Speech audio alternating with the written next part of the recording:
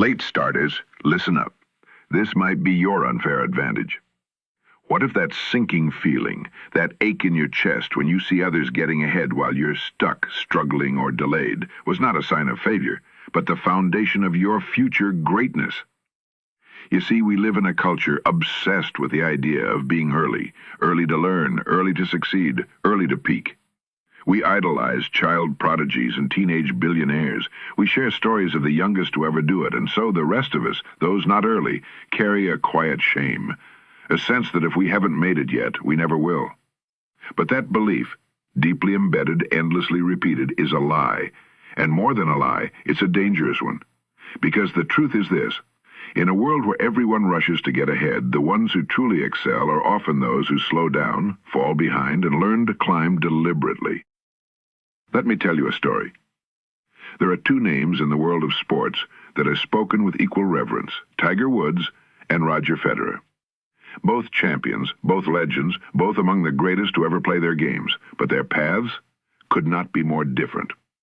Tiger was handed a putter before he could walk. He was on national television at 2 years old, imitating his father's swing. By 21, he was the best golfer on earth, the perfect example of what's become known as the 10,000-hour rule, the idea that mastery requires focused, deliberate practice from an early age. We hear this and we panic. We're already behind. We didn't start young. We didn't focus early, so we race trying to make up lost time. But here's the part of the story you don't often hear. Roger Federer, another GOAT, didn't start out in tennis. He played basketball, badminton, skiing, skateboarding. He dabbled, he wandered, he explored. Even when he picked up tennis seriously, he declined early advancement because he wanted to joke with friends after practice. He didn't specialize until much later than his peer, and yet he reached the summit. This is not an anomaly, it's a pattern. Across fields, music, science, business, the top performers often begin with what researchers call a sampling period, a time of exploration, trial, and apparent delay. They fall behind, and then leap ahead. But why? Because while others chase speed, they develop depth. While others rush to narrow, they expand their range.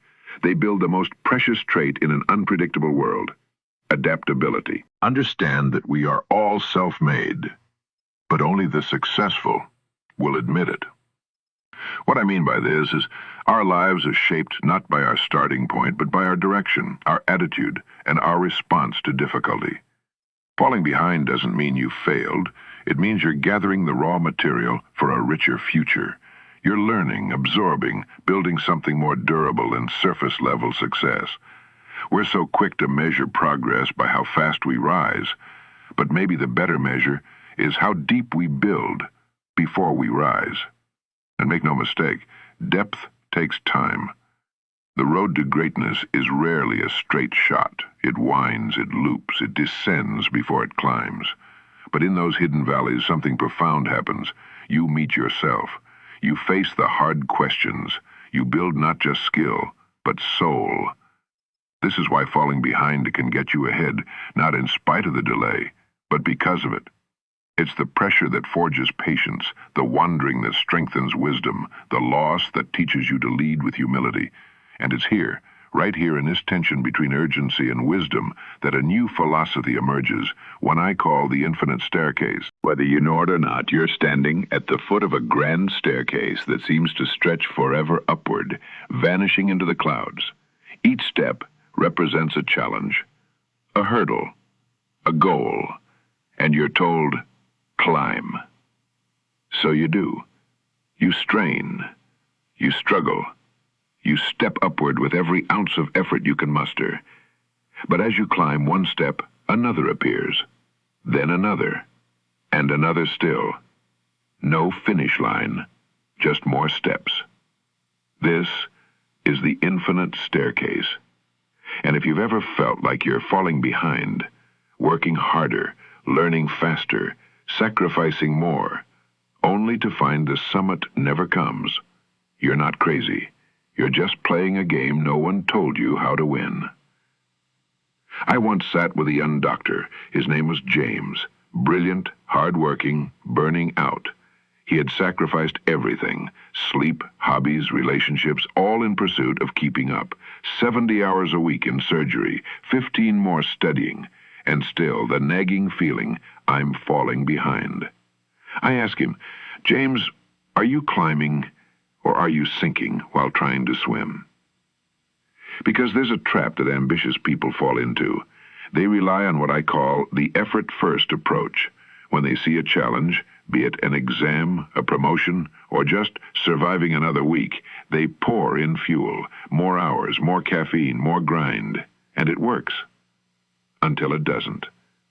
They never stop to ask, is the engine I'm fueling even the right one? James was climbing with a broken leg, on a staircase he never inspected, and each step only left him more breathless than the last. But there's another way. Instead of sprinting upward, we pause. We turn inward. We upgrade the foundation. This is the effort-second approach, where you don't just throw effort at the challenge, but instead build the internal system that multiplies your effort, your tools, your mindset, your processes. Like a sailor who doesn't just row harder against the tide, but builds a better boat. But even that isn't enough. Because here's what James realized, as every ambitious soul must eventually confront. The staircase never ends. The moment you conquer one challenge, another looms, harder, taller, more complex. The tests don't disappear after school. Life doesn't let up after your first promotion. Every solved problem is a gateway to a more complicated one. It doesn't get easier, it gets deeper. And so the real secret, the one I whispered to James that day, is this. Stop trying to catch up on this step. Build for the next 20. Don't just upgrade your boat to weather this storm, reinvent it to sail the open sea. Stop playing defense, start designing for the future.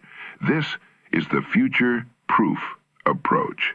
And it's how those who appear to fall behind leap ahead in ways no one sees coming.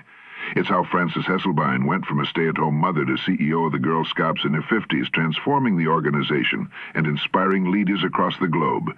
It's how Vincent van Gogh, after failing in 5 careers and being considered a madman, picked up a paintbrush in his late 20s and gave the world his color.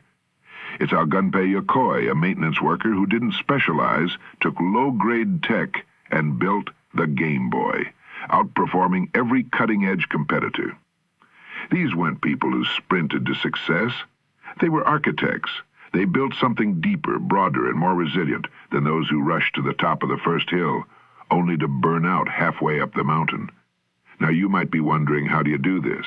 How do you stop running the race of the urgent and start building for the important? That's where we go next, because understanding the infinite staircase is only the beginning. Wisdom without action is just theory. So the real question is, how do you begin to climb differently? How do you step onto this path, not just with urgency, but with clarity? It starts with something I like to call intelligent objectivity, the ability to pause, observe, and adjust. To stop reacting to the chaos and instead choose your response with precision.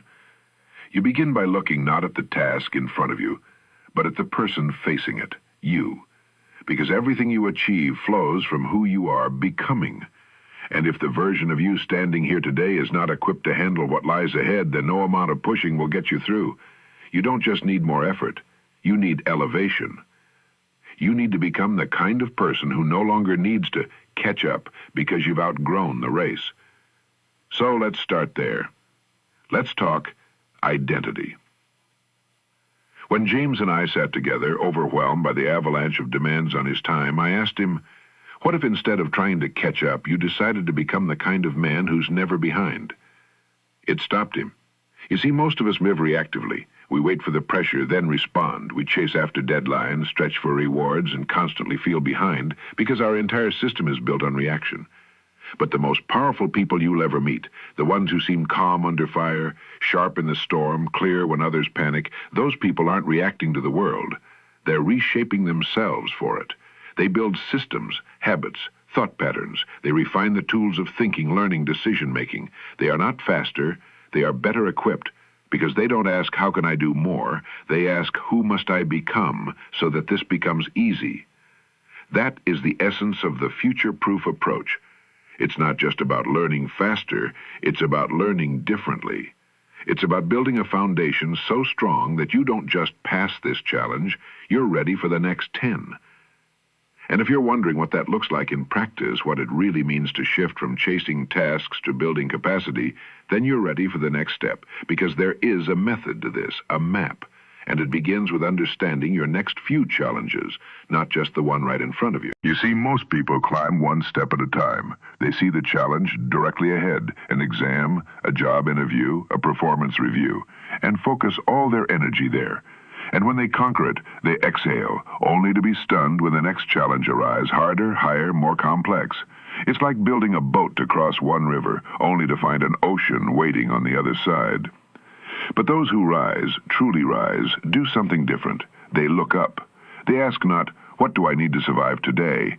But what skills, systems, and strengths will serve me tomorrow, next year, in the unknown trials to come? They speak to mentors who've been further. They study the terrain ahead.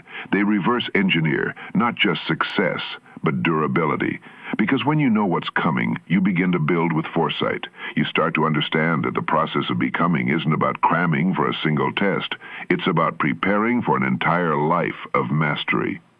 And this is where the most powerful transformation occurs. Because once you shift from short-term effort to long-term identity, something inside you settles. The anxiety begins to fade. The panic of catching up quiets. And in its place comes something better, confidence, calm, readiness. Not because the challenges disappear, but because you are no longer intimidated by them. You are becoming the kind of person who thrives in challenge, not in spite of falling behind, but because of what it taught you. This is why the cost of change, of truly rewiring your habits and your system, is so small compared to the price of staying stuck. To move from level 1 to level 2 might cost you hours, but to reach level 6 or 7, it may only take a little more if you pay that cost up front, now, with intention.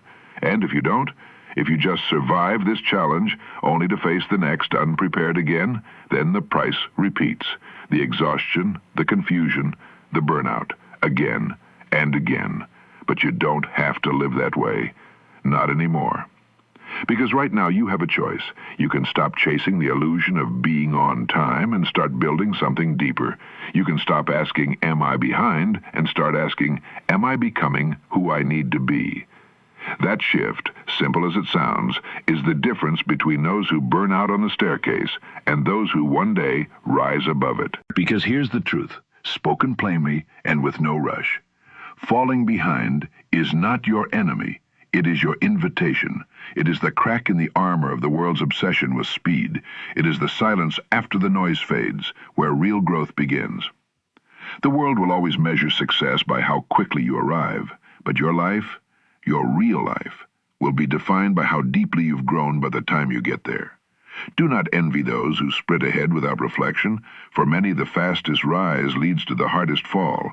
But those who build slowly, intentionally from within, they endure. They adapt. They become. Think of Abraham Lincoln, who lost election after election before he ever stepped into greatness, or Frances Hesselbein, who didn't take her first professional role until age 54, then went on to transform leadership for generations. Think of Claude Shannon, who revolutionized the digital world not by specializing narrowly, but by weaving together philosophy, logic, and engineering into something no one else could see.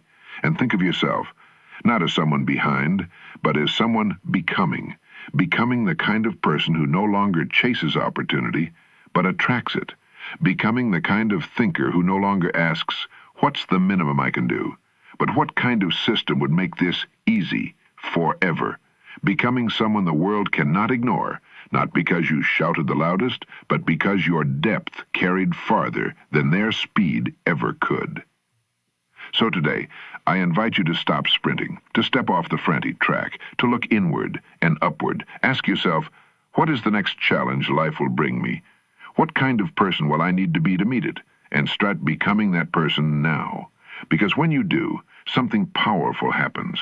You stop falling behind, and you begin to rise, not with panic, not with haste, but with purpose. One steady step at a time, up the infinite staircase and beyond.